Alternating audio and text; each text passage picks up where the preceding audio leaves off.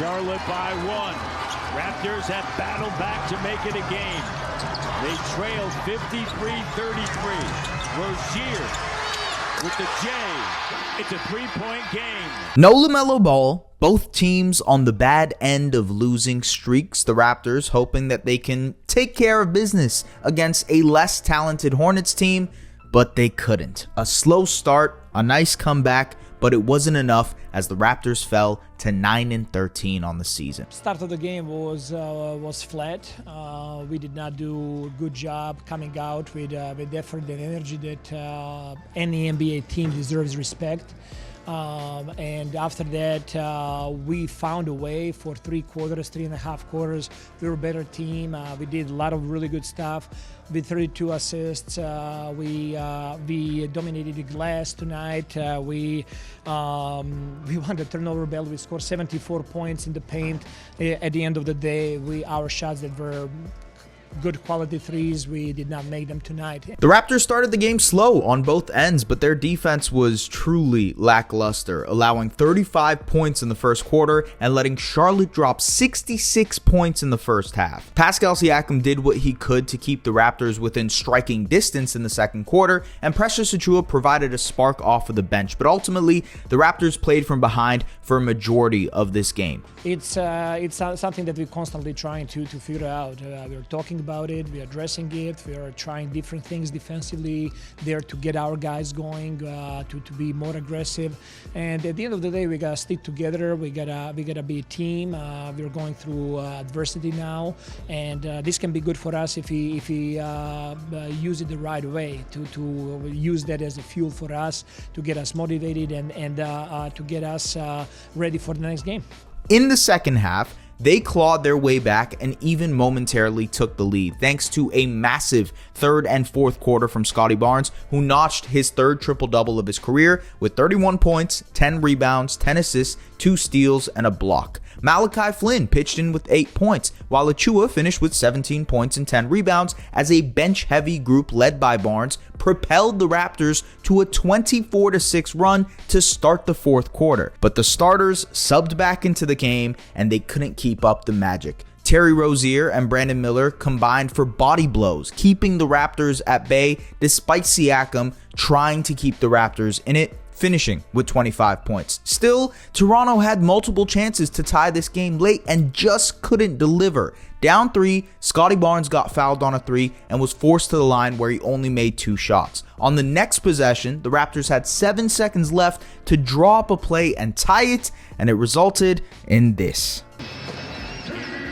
Here's Scottie along the perimeter, puts up a 3, doesn't go, and that's gonna. And so the Raptors lost to a Hornets team without its best player. They allowed Charlotte to put up 119 points and shoot 55% from the field and shoot 52% from 3. Meanwhile, the Raptors struggled once again from behind the arc, with Barnes and Achiuwa making the only threes of the night, and the rest of the team going 0 for 22 from behind the arc. In a search for their identity through these first 21-22 games, the Raptors seem to have lost their mojo in a major way, especially the starters who struggled to start this game and finish it. Like many have said, the next 15 or so games will be very important for the direction of this franchise. With the trade deadline looming and ultimately maybe with losses like tonight mounting, it may force the front office to shake things up. But I can't keep rehashing that every episode.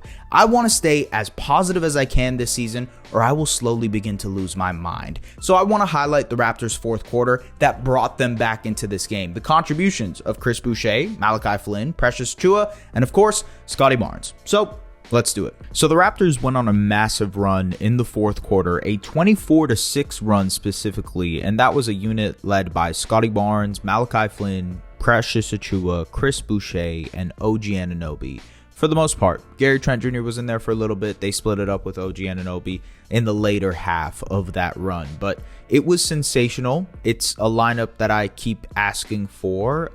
Yes, it needs to be optimized. Yes, there are bad stretches with it ultimately, but I think when it does excel, it gives you a really, really special look, a peek into the future with Scottie Barnes, when there are floor spacers around him, when there are cutters around him, when guys just fit around Scottie a little bit more than this current starting group does. So let's get into it. All right, so off the top, a Scottie Barnes catch and shoot 3 to knock it down to 10 points. He had 3 threes on the night. He was really exceptional.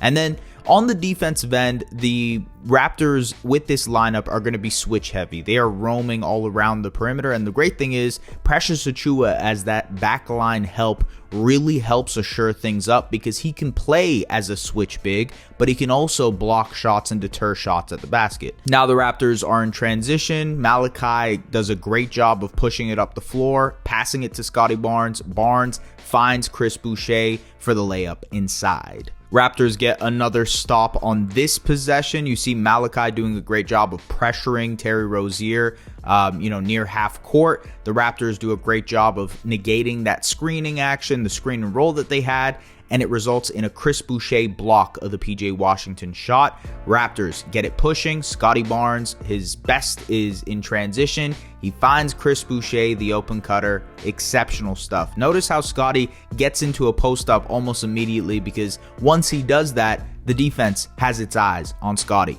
And Malachi and Scottie developed a really nice connection in this game. That's something I want to tap into more potentially. But in this play, Scottie slips the screen, Malachi attacks the basket, Scottie slips into space and goes up for the dunk. This time, Scottie pops out, but Malachi trips over Terry Rozier and he gets to the line. Later on, they run the same thing. This time, Scottie slips into space once again. Now he's in the short roll, a place where he is exceptional at as a playmaker. And if we pause this, look at the options that Scottie has. He can either give it to the low man, which is Chris Boucher. He would have a very easy dunk here, or he could give it to the corner where Precious Achiuwa is at, or the corner where OG Anunoby is at, and Brandon Miller is helping off of him. Scottie has a lot of options here right in the short roll area. He makes the pass because, they dig down onto Chris Boucher. He makes the pass to Precious Achiuwa. Achiuwa attacks the basket, tries to get a shot to go, but Boucher is there because of the fact he's a great rebounder. He got that to go. That was great work by Boucher, but also just shows you the repertoire of Scottie Barnes in the short roll. The Raptors get a stop on this defensive possession as well, and I think this shows you the impact of Precious Achiuwa. He stops the Gordon Hayward drive and then is quick enough to react onto Nick Richards.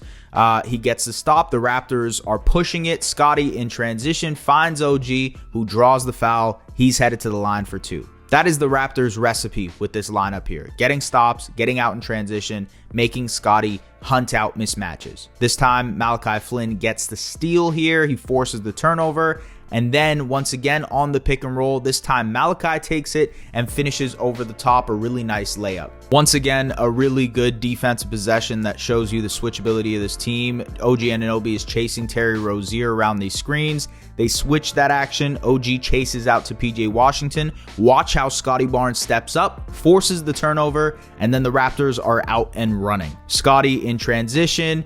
The defense is in rotation. Chris Boucher misses the shot, but look at how they almost immediately go to that similar action. Now it's Malachi Flynn with Scottie Barnes, the pick and roll. He slips, finds Scottie in space. He's able to make a play to Precious Achiuwa in the corner, who nails the 3. That is Raptors basketball. That is what we are looking to at some point in the near future with Scottie Barnes. Him slipping into space as a roller, playing with the dynamic guard, and Malachi Flynn was that tonight for the Raptors. This time, Malachi Flynn rejects the Scottie Barnes screen and takes it all the way for a nice dynamic layup, and the Raptors are up by 3 in the fourth quarter. Raptors get another stop, and then Malachi recognizes Scottie gets the mismatch. Early work in the post. He takes advantage. The Raptors are now up 4. The Raptors are up now 5 with 6 minutes left in the fourth quarter,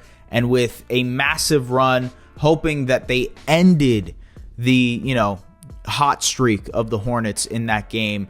Ultimately, the starters came back into this one a couple of minutes later. Terry Rozier got hot.